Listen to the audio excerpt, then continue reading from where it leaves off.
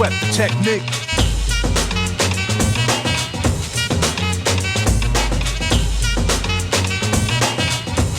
Don't sweat the technique.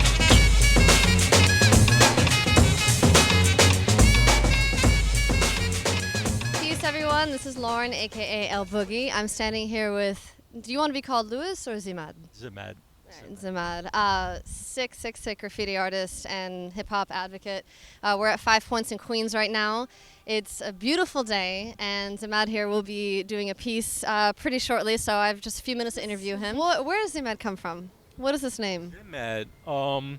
Actually, a friend of mine he's passed away not too long ago. He had given me the name. I was actually just writing my own name. I was writing Louis. Everywhere I went, I was like Louis, and it'll be like little tiny tags. And it was like, he's seen like one of my sketchbooks with like my cartoons from the Sunday comics and stuff like that, and then some of my like block style lettering. And he was like, "God, you need a tag, and stop writing your name." And he came up with the name Zimatic, which Zimmatic. And I was like, I'm for sure gonna get busted with this name. And there was a artist in the neighborhood, Mad too, which I kind of looked up to too. He used to always like do these really large handball courts and just like take up the whole court.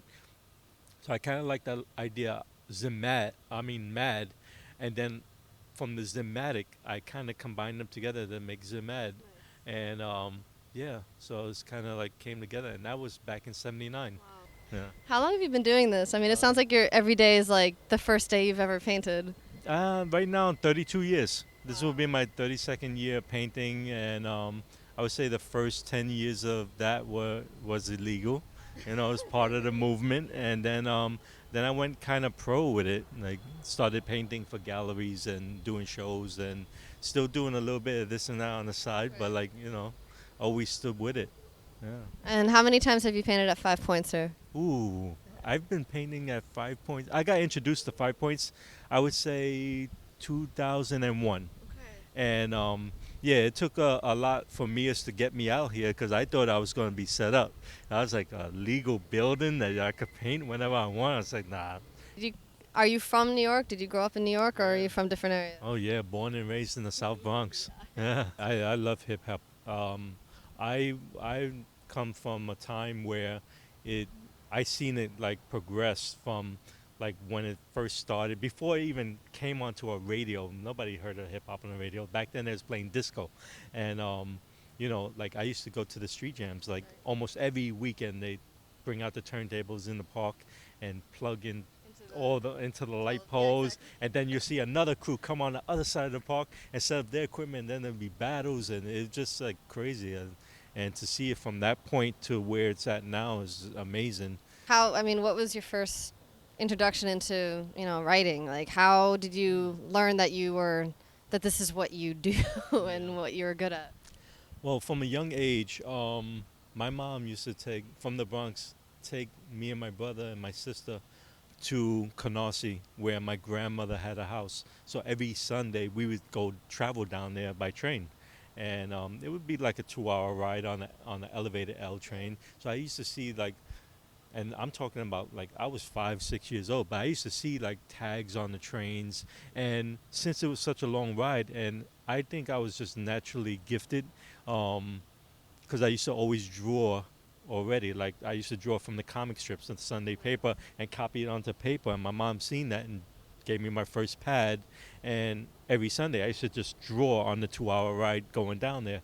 And I think the influence of graffiti is like also part of that, taking the ride down there and seeing the tags on the L train. And then once it started getting like bigger and more grander with the bubbles and the little dots inside the letters, and that was a piece back then. I think that attracted me, and it was like something that I just fell in love with. And I was like, I started doing my name in the same thing that I seen on those trains. I mean, how does it feel to see that and experience that from the beginning, like the actual raw, birth and organic development of that, and then see it progress and transpire over the years. I mean, how do you feel how graffiti is represented today versus 30 years ago? Well, 30 years ago, yeah, it was about 32, 35. I would say back then it was more of a movement. The graffiti movement it was raw. It was just straight up. It was on trains. There was no like legal places to paint. We just did it in midnight to 6 in the morning, and we just pieced, and it was like that excitement, adrenaline rush of doing it illegal and getting away with it. Don't forget about the third rail. Oh yeah, oh yeah, yeah. Right now it's the legal element plays a big part in what's going on now. Like you see, like the pieces are more elaborate now because you could spend 8 to 12 hours on one piece, opposed to like back then you got like a half an hour to an hour to knock out something really quick and get the hell out of there before somebody rolls up on you. What was it like? I mean, were there? You hear all these stories and you see in like Beat Street, like everybody's trying to tag over your pieces. Like you spent 3 hours on a train or on a wall, and then you have this other gang that's literally tagging over your artwork. I mean, was there a lot of that when you were growing up, or do you feel like everybody respected their space and ability? When the movement was happening, I would say like anywhere from 80 to 84, it was the most writers in New York City. I mean, everybody was a writer. It was just like b-boying. It was like at one point it was like underground, and then everybody's in the street with a cardboard on every street corner, like breakdancing. And it was like to a point where it was so many that you had to expect that your thing was going to get written over, and the only thing you had to show for it was make sure you get your picture. Yeah, literally. And I keep that in mind even today. I mean, if somebody goes over this piece tomorrow, I'm like, I got my shot, and I'm okay with it. What is hip hop to you? Like, what do you love about it so much that you live it and breathe it every single day? I don't. That's a hard question. The thing, I think for me, being from the very beginning in love with hip hop, it's just a natural thing for me. I think it's just like learning, like as a child learning the language. It just comes to you, and that's what you do. I mean, that's what I've been around all my life. Is like growing up in the projects and being around graffiti, breakdancing, and rappers, and I mean, to where we're in the staircase banging on the walls, and somebody's throwing lyrics behind us, like banging on the door until like one of the neighbors come chasing us out of the building. But like, it's just like a natural love for it. When I wasn't able to even go out to enjoy the jam, I would stick my head out of the window just to hear the echo through the buildings, to hear the music, and love that. And see, like, I mean, because during that it was like the fiscal crisis. You have these buildings that are they're not even buildings anymore. They're just rubble. And to see this birth of, something so colorful and vibrant, I mean, like, I can't compare that to anything else and that we've experienced. Those buildings were our playgrounds. I mean, we used to go in the buildings, and that's where we practiced. We would go in there with our cans and markers and just start tagging up on the walls, and be like, nobody really cares. And back then, that was the attitude. The Bronx was really pretty beat down. I mean, like, there was abandoned buildings on every other block and it was just really easy access. You could just walk right through the yard and go right into the building.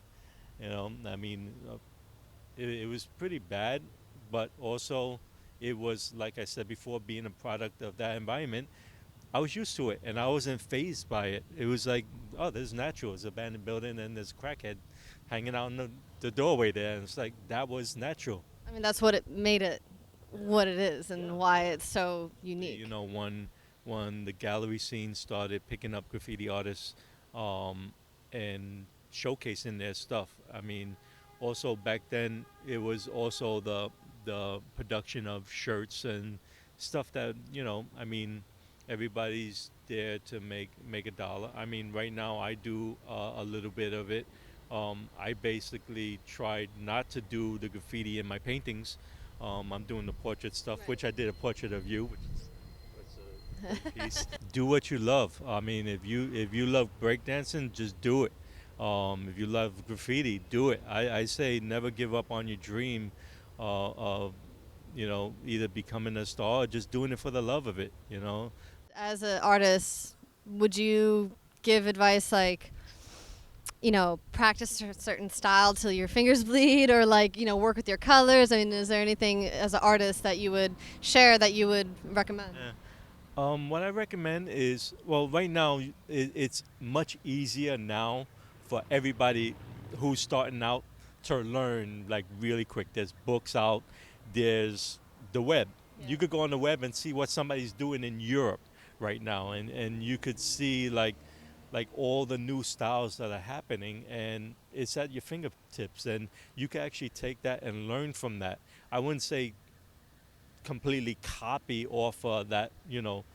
that person, but like take it and learn, and learn how to do color schemes, and learn wow, the lines of this letter, how it connects, and see techniques of what a person's doing with the spray caps to do a thin line or to make a fat line, and just have fun with it.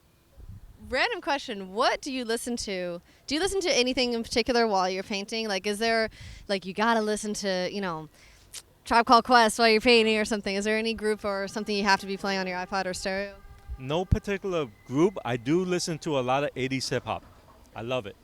I'll listen to, actually, I listen to a lot of break beats.